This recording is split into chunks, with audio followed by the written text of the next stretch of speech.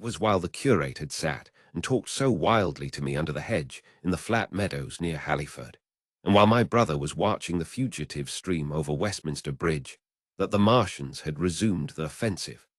So far as one can ascertain from the conflicting accounts that have been put forth, the majority of them remained busied with preparations in the Horsell pit until 9 that night, hurrying on some operation that disengaged huge volumes of green smoke. But 3 certainly came out about 8 o'clock, and advancing slowly and cautiously, made their way through Byfleet and puffered towards Ripley and Weybridge, and so came in sight of the expectant batteries against the setting sun. These Martians did not advance in a body, but in a line, each perhaps a mile and a half from his nearest fellow. They communicated with one another by means of siren-like howls, running up and down the scale from one note to another. It was this howling and firing of the guns at Ripley and St. George's Hill that we had heard at Upper Halliford. The Ripley gunners, unseasoned artillery volunteers who ought never to have been placed in such a position, fired one wild, premature, ineffectual volley and bolted on horse and foot through the deserted village, while the Martian, without using his heat ray, walked serenely over their guns, stepped gingerly among them, passed in front of them, and so came unexpectedly upon the guns in Paintshill Park, which he destroyed. The St. George's Hill men, however, were better led or of a better metal. Hidden by a pine wood as they were, they seemed to have been quite unsuspected by the Martian nearest to them. They laid their guns as deliberately as if they had been on parade, and fired at about 1,000 yards range. The shells flashed all round him, and he was seen to advance a few paces, stagger, and go down. Everybody yelled together, and the guns were reloaded in frantic haste. The overthrown Martian set up a prolonged ululation, and immediately a second glittering giant, answering him, appeared over the trees to the south. It would seem that a leg of the tripod had been smashed by one of the shells. The whole of the second volley flew wide of the Martian on the ground, and simultaneously both his companions brought their heat rays to bear on the battery. The ammunition blew up, the pine trees all about the guns flashed into fire, and only 1 or 2 of the men who were already running over the crest of the hill escaped. After this, it would seem that the 3 took counsel together and halted, and the scouts who were watching them report that they remained absolutely stationary for the next half-hour. The Martian who had been overthrown crawled tediously out of his hood, a small brown figure, oddly suggestive from that distance of a speck of blight, and apparently engaged in the repair of his support. About 9 he had finished, for his cowl was then seen above the trees again. It was a few minutes past 9 that night when these 3 sentinels were joined by 4 other Martians, each carrying a thick black tube. A similar tube was handed to each of the 3, and the 7 proceeded to distribute themselves at equal distances along a curved line between St. George's Hill, Weybridge, and the village of Send, southwest of Ripley.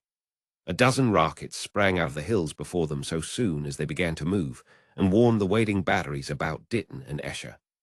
At the same time, 4 of their fighting machines, similarly armed with tubes, crossed the river, and 2 of them, black against the western sky, came into sight of myself and the curate as we hurried wearily and painfully along the road that runs northward out of Halliford. They moved, as it seemed to us, upon a cloud, for a milky mist covered the fields and rose to 1/3 of their height. At this sight, the curate cried faintly in his throat and began running. But I knew it was no good running from a Martian, and I turned aside and crawled through dewy nettles and brambles into the broad ditch by the side of the road. He looked back, saw what I was doing, and turned to join me.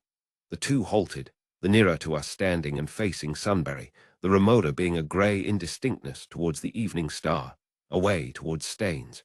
The occasional howling of the Martians had ceased. They took up their positions in the huge crescent about their cylinders in absolute silence. It was a crescent with 12 miles between its horns. Never since the devising of gunpowder was the beginning of a battle so still. To us, and to an observer about Ripley, it would have had precisely the same effect.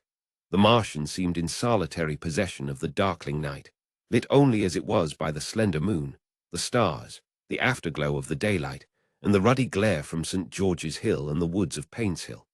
But facing that crescent everywhere, at Staines, Hounslow, Ditton, Esher, Arkham, behind hills and woods south of the river, and across the flat grass meadows to the north of it, wherever a cluster of trees or village houses gave sufficient cover, the guns were waiting.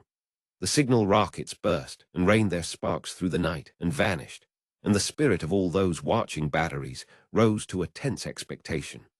The Martians had but to advance into the line of fire, and instantly those motionless black forms of men, those guns glittering so darkly in the early night, would explode into a thunderous fury of battle. No doubt the thought that was uppermost in 1,000 of those vigilant minds, even as it was uppermost in mine, was the riddle: how much they understood of us. Did they grasp that we in our millions were organized, disciplined, working together? Or did they interpret our spurts of fire, the sudden stinging of our shells, our steady investment of their encampment, as we should the furious unanimity of onslaught in a disturbed hive of bees? Did they dream they might exterminate us? At that time, no one knew what food they needed. 100 such questions struggled together in my mind as I watched that vast sentinel shape, and in the back of my mind was the sense of all the huge unknown and hidden forces Londonward. Had they prepared pitfalls? Were the powder mills at Hounslow ready as a snare? Would the Londoners have the heart and courage to make a greater Moscow of their mighty province of houses? Then, after an interminable time, as it seemed to us, crouching and peering through the hedge, came a sound like the distant concussion of a gun. Another nearer, and then another. And then the Martian beside us raised his tube on high and discharged it, gunwise, with a heavy report that made the ground heave. The one towards Staines answered him. There was no flash, no smoke, simply that loaded detonation. I was so excited by these heavy minute guns, following one another, that I so far forgot my personal safety and my scalded hands as to clamber up into the hedge and stare towards Sunbury. As I did so, a second report followed, and a big projectile hurtled overhead towards Hounslow. I expected at least to see smoke or fire or some such evidence of its work. But all I saw was the deep blue sky above, with one solitary star, and the white mist spreading wide and low beneath. And there had been no crash, no answering explosion. The silence was restored, the minute lengthened to 3. "What has happened?" said the curate, standing up beside me. "Heaven knows," said I. A bat flickered by and vanished. A distant tumult of shouting began and ceased. I looked again at the Martian and saw he was now moving eastward along the riverbank with a swift, rolling motion. Every moment I expected the fire of some hidden battery to spring upon him, but the evening calm was unbroken. The figure of the Martian grew smaller as he receded, and presently the mist and the gathering night had swallowed him up. By a common impulse we clambered higher. Towards Sunbury was a dark appearance, as though a conical hill had suddenly come into being there, hiding our view of the farther country. And then, remoter across the river, over Walton, we saw another such summit. These hill-like forms grew lower and broader even as we stared. Moved by a sudden thought, I looked northward, and there I perceived a third of these cloudy black carpies had risen. Everything had suddenly become very still.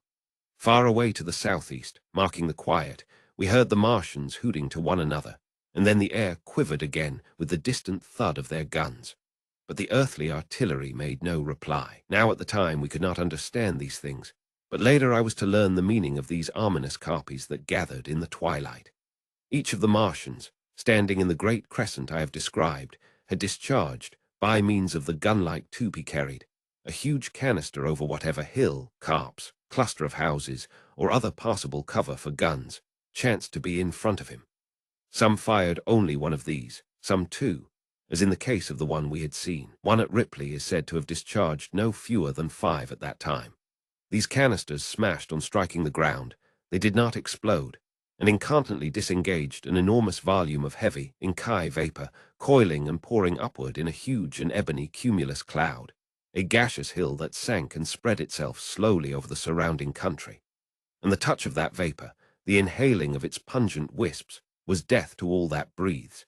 It was heavy, this vapor, heavier than the densest smoke, so that, after the first tumultuous uprush and outflow of its impact, it sank down through the air and poured over the ground in a manner rather liquid than gaseous, abandoning the hills and streaming into the valleys and ditches and watercourses, even as I have heard the carbonic acid gas that pours from volcanic clefts is wont to do. And where it came upon water, some chemical action occurred, and the surface would be instantly covered with a powdery scum that sank slowly and made way for more. The scum was absolutely insoluble, and it is a strange thing, seeing the instant effect of the gas, that one could drink without hurt the water from which it had been strained. The vapor did not diffuse as a true gas would do. It hung together in banks, flowing sluggishly down the slope of the land and driving reluctantly before the wind, and very slowly it combined with the mist and moisture of the air and sank to the earth in the form of dust. Save that an unknown element giving a group of 4 lines in the blue of the spectrum is concerned, we are still entirely ignorant of the nature of this substance.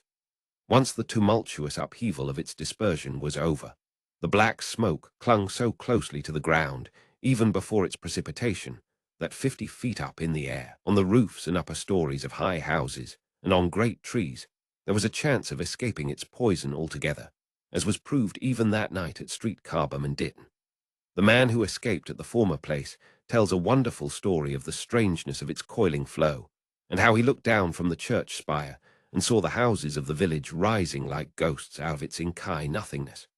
For a day and a half he remained there, weary, starving and sun-scorched, the earth under the blue sky, and against the prospect of the distant hills a velvet-black expanse, with red roofs, green trees, and later, black-veiled shrubs and gates, barns, outhouses, and walls, rising here and there into the sunlight. But that was at Street Carbam, where the black vapor was allowed to remain until it sank of its own accord into the ground. As a rule, the Martians, when it had served its purpose, cleared the air of it again by wading into it and directing a jet of steam upon it. This they did with the vapor banks near us, as we saw in the starlight from the window of a deserted house at Upper Halliford, whither we had returned. From there, we could see the searchlights on Richmond Hill and Kingston Hill going to and fro, and about 11 the windows rattled, and we heard the sound of the huge siege guns that had been put in position there. These continued intermittently for the space of a quarter of an hour, sending chance shots at the invisible Martians at Hampton and Ditton, and then the pale beams of the electric light vanished, and were replaced by a bright red glow. Then the 4th cylinder fell, a brilliant green meteor, as I learned afterwards, in Bushy Park. Before the guns on the Richmond and Kingston line of hills began, there was a fitful cannonade far away in the southwest, due, I believe, to guns being fired haphazard before the black vapor could overwhelm the gunners. So, setting about it as methodically as men might smoke out a wasp's nest, the Martians spread this strange stifling vapor over the Londonward country. The horns of the crescent slowly moved apart, until at last they formed a line from Hanwell to Coombe and Malden. All night through their destructive tubes advanced. Never once, after the Martian at St. George's Hill was brought down, did they give the artillery the ghost of a chance against them. Wherever there was a possibility of guns being laid for them unseen, a fresh canister of the black vapor was discharged, and where the guns were openly displayed, the heat ray was brought to bear. By midnight, the blazing trees along the slopes of Richmond Park and the glare of Kingston Hill threw their light upon a network of black smoke, blotting out the whole valley of the Thames and extending as far as the eye could reach. And through this 2 Martians slowly waded and turned their hissing steam jets this way and that. They were sparing of the heat ray that night, either because they had but a limited supply of material for its production, or because they did not wish to destroy the country, but only to crush and overawe the opposition they had aroused. In the latter aim, they certainly succeeded. Sunday night was the end of the organized opposition to their movements. After that, no body of men would stand against them, so hopeless was the enterprise. Even the crews of the torpedo boats and destroyers that had brought their quick firers up the Thames refused to stop, mutinied, and went down again. The only offensive operation men ventured upon after that night was the preparation of mines and pitfalls, and even in that their energies were frantic and spasmodic. One has to imagine, as well as one may, the fate of those batteries towards Esher, waiting so tensely in the twilight. Survivors there were none. One may picture the orderly expectation, the officers alert and watchful, the gunners ready, the ammunition piled to hand, the limber gunners with their horses and wagons, the groups of civilian spectators standing as near as they were permitted, the evening stillness, the ambulances and hospital tents with the burned and wounded from Weybridge. Then the dull resonance of the shots the Martians fired, and the clumsy projectile whirling over the trees and houses and smashing amid the neighboring fields. One may picture, too, the sudden shifting of the attention, the swiftly spreading coils and bellyings of that blackness, advancing headlong, towering heavenward, turning the twilight to a palpable darkness. A strange and horrible antagonist of vapor striding upon its victims. Men and horses near it seen dimly, running, shrieking, falling headlong, shouts of dismay, the guns suddenly abandoned, men choking and writhing on the ground, and the swift broadening out of the opaque cone of smoke.